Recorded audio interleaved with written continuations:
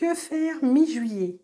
Regardons ensemble les 5 trucs à faire à partir de mi-juillet.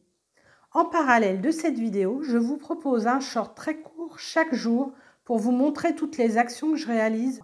Elles peuvent être très rapides quand je travaille ou un peu plus longues les jours où je dispose de plus de temps.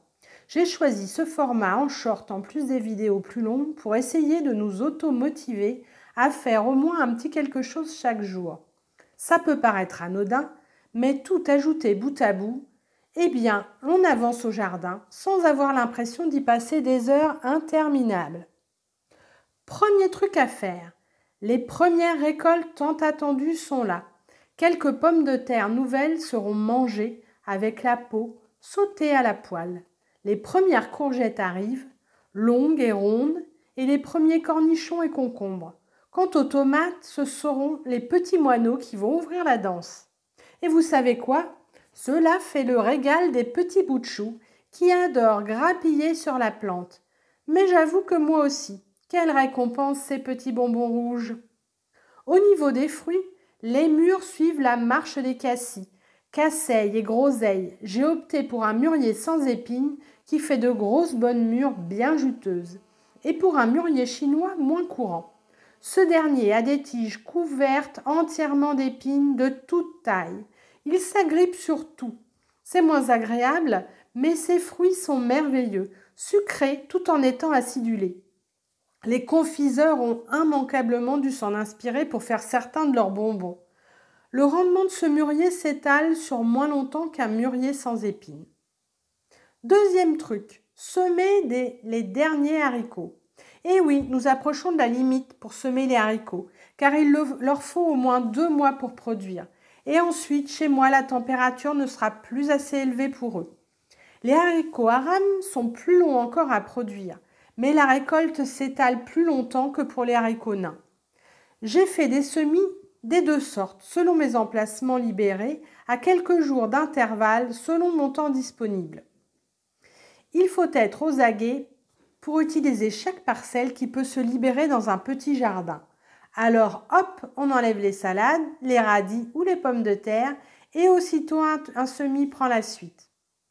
Troisième truc, planter du basilic. Pour renouveler son basilic de début de saison qui vieillit, vous pouvez replanter des plants semés au préalable ou acheter tout prêt. Vous pouvez aussi le bouturer en coupant une tige et en la mettant en terre ou enraciner dans un verre d'eau.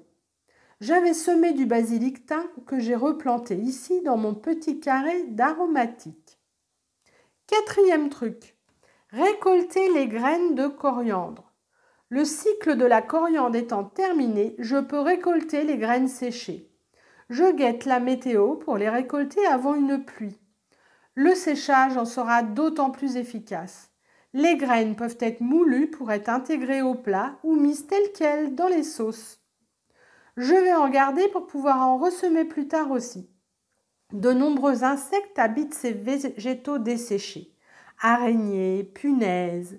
J'en ai trouvé une qui est de la couleur des graines. Est-ce du mimétisme ou la conséquence de l'ingestion de la plante ou sa couleur naturelle? Va-t-on savoir? Les micro-araignées aussi étaient de la couleur des graines.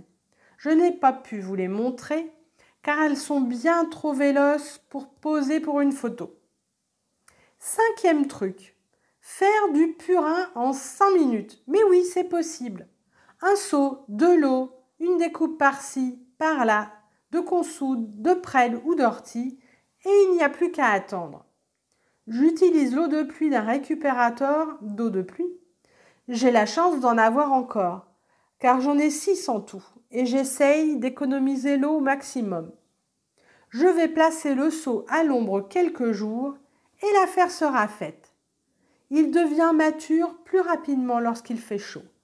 J'essaye de l'utiliser avant qu'il ne soit trop odorant, en dilution de 10% avec de l'eau.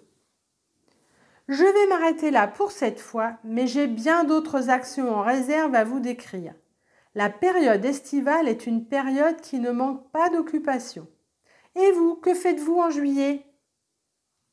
J'espère que ça vous a plu. Ça devrait, puisque vous êtes encore avec moi.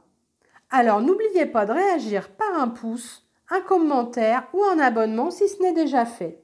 Cela m'encourage de voir que vous me soutenez dans cette aventure. À bientôt!